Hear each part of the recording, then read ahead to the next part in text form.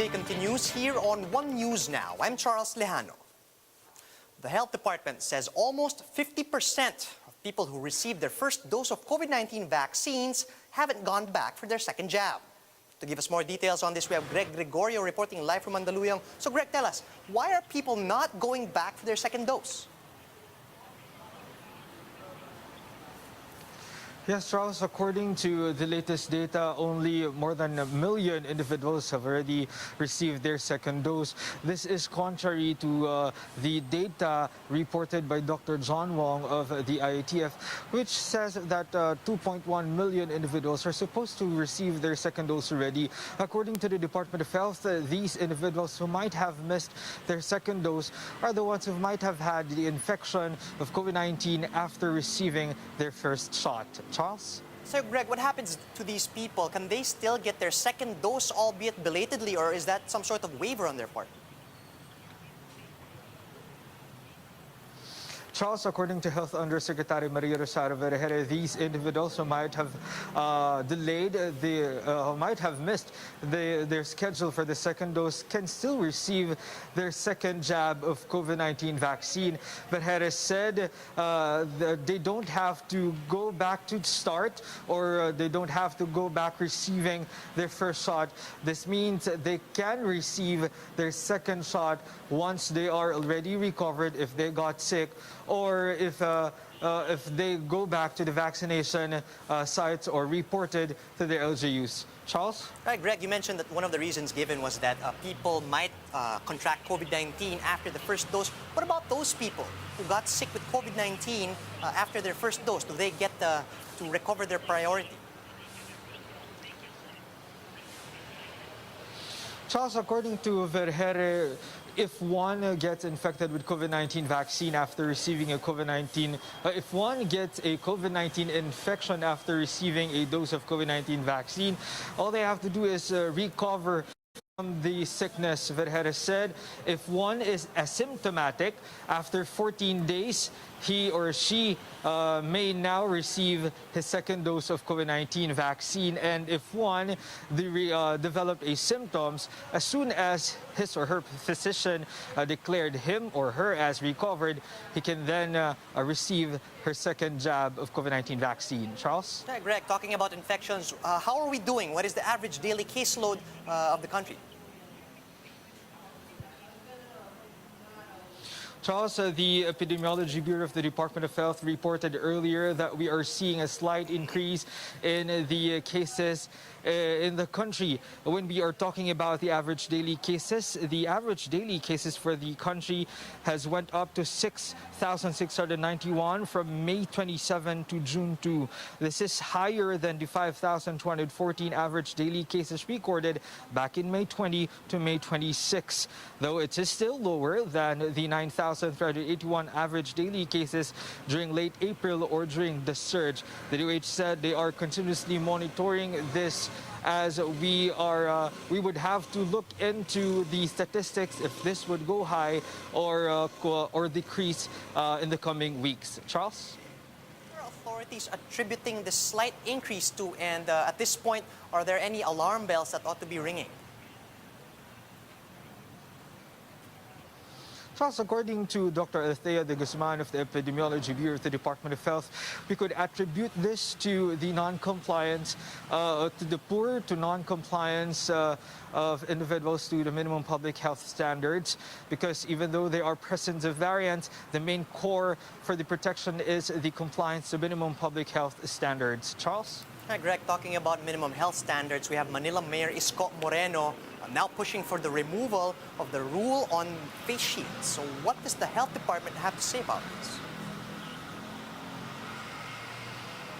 Yes, Charles, according to the Department of Health, this matter still have to be discussed because if we are to compare our situation abroad, for example, in the United States, where there are recommendations for the non-wearing of face mask and face shield, according to Dr. Althea de Guzman, the country is still lagging behind the number of vaccinated individuals as compared to the United States. Dr. de Guzman said vaccination is just a among the milestones that the government would have to look into before we can allow or before we can remove the implementation of wearing face shield and face mask even among those individuals who have been fully vaccinated. Charles? That being said, Greg, how are we doing on the vaccinations? Are there any other significant updates as regards the country's COVID vaccine rollout? Charles, as of the latest report, more than 5 million doses have been administered across the country, but about 1.2 million individuals have only been fully vaccinated. According to Dr. John Wong of the IATF, we are seeing good progress when it comes to vaccination or inoculation of those individuals under A1 sector or the healthcare worker, but we are still low when it comes to inoculation amongst individuals qualified as under A2 or A3 or the senior citizens and people with comorbidities. Charles? Thanks for those updates, Greg. That was Greg Gregorio reporting live from Mandaluyong. The Philippine Statistics Authority is aiming to put up more sites for national ID registration across the country.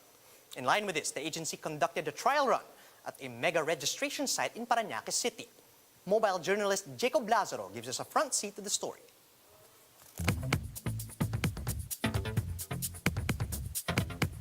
You've heard about the proposed COVID-19 mega vaccination site. This time around, the country's first mega registration site for the national ID system is being pilot tested. With 15 registration booths, the Philippine Statistics Authority says that the mega site in Ayala Mall's Manila Bay in Parañaque City can handle 750 registrants per day. Actually, ang pinaplano po sana namin, maging isang mega registration center. We can put as many as 16 registration kits po dito. The Philippine Statistics Authority is hoping to have all Filipinos under the national ID system by next year. So far, they've been off with a few glitches. In Bulacan the other week, crowds overwhelmed the local registration center, forcing the PSA to suspend operations due to violations of COVID safety protocols. As of mid-May, there are 10 million registered for the national ID. Now, the PSA is hoping to further push registration with a one-stop mega registration site. So makikita po ninyo kung gaano kabilis nating maire-rehistro ang taga-Parañaque. There are 3 steps to register for the national ID.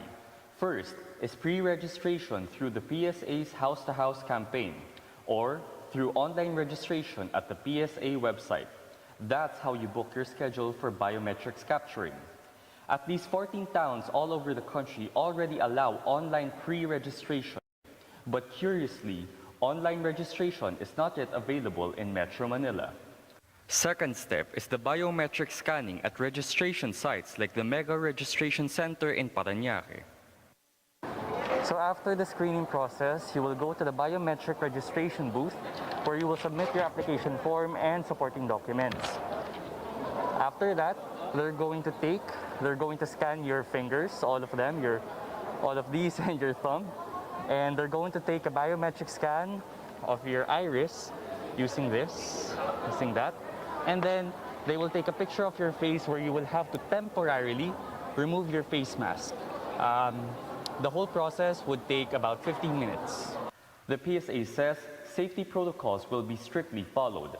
Crowd control will be strictly enforced. Before the next registrant is entertained, biometric scanning equipment are sanitized. Priority goes to those scheduled for the day. Walk-ins will soon be entertained, but until further announcement. The third and final step is the delivery of the ID. So far, 260,000 Filipinos have gotten their national ID, a far cry from the 105 million target for 2022. The national ID consolidates all other government-issued IDs with the hopes of streamlining government processes and putting up a national database for Filipino citizens. The Philippines is one of 9 countries in the world that has no national ID. The PSA says they plan to prioritize the low-income bracket as the ID will greatly help them with their transactions. If all goes as planned, the mega registration site in Parañaque goes full blast by June 7, with more registration sites to be set up in other parts of the country. Hindi po tayo mamimili. Kung may pupunta po itong taga-Pasay, tatanggapin po natin. Hindi po tayo mamimili. Kung may pupunta po itong taga-Cavite, tatanggapin po natin. I'm Jacob Lazaro, and we are One News. Manila Mayor Isko Moreno is urging the national government to drop the mandatory wearing of face shields in public places. In his mayoral address last night, Moreno pointed out that buying face shields merely adds to the growing expenses of poor families and workers amid the pandemic. The Manila mayor believes face shields should no longer be required in public spaces and should only be used in medical facilities. He calls on concerned agencies to revisit its face shield policy to assess just how much this prevents COVID-19 transmission. But Moreno clarifies, face masks must still be required. And that is my call to a proper agency na sana silipin muli, aralin muli, desisyonan sa lalong madaling panahon kung kailangan pa ba natin pagastusin ang taong bayan ng face shield. Kung ito hindi naman kailangan, katulad na nangyayari sa iba't ibang dako ng mundo, na tayong bansa na lang ang gumagamit ng face shield sa general population, sa public places, baka pwede na natin itong isang tabi.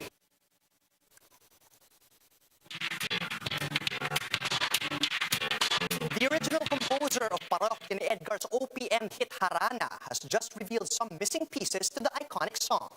Let's watch this. Marahil ikaw ay nagtataka, but the iconic OPM song Harana has a missing verse unbeknown to many. In Jing Castañeda's Pamilya Talk, the original composer Eric Yaptanco made the big reveal to other Harana singers. Parañaque ni Edgar's Chito Miranda, ex-Smoky Mountain member Tony Lambino, and Chola Malilin. Ang harana, marahil ngayon ay alam mo na. Basta para sa iyo, aking hirang, kahit na magmukhang sipang, tutupin ang lahat niya. Pagkat ako yung biha, at mahal kita, sinta.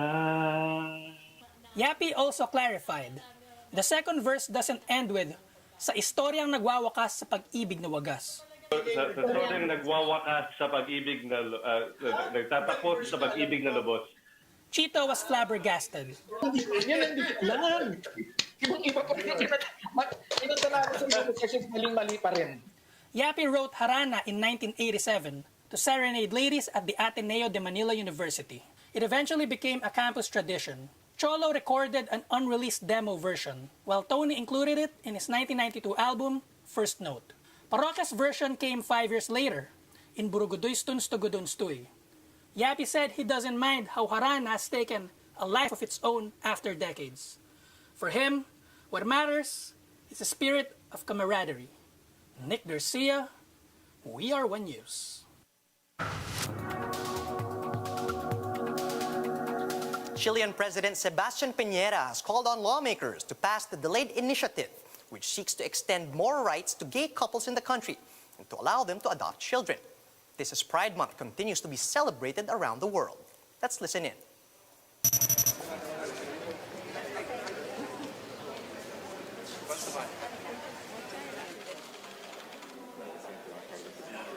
Hoy pienso que debemos profundizar sobre el valor de la libertad, incluyendo la libertad de amar y formar familia con el ser amado.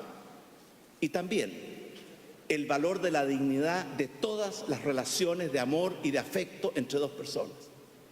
Pienso que ha llegado el tiempo de garantizar esa libertad y esa dignidad a todas las personas.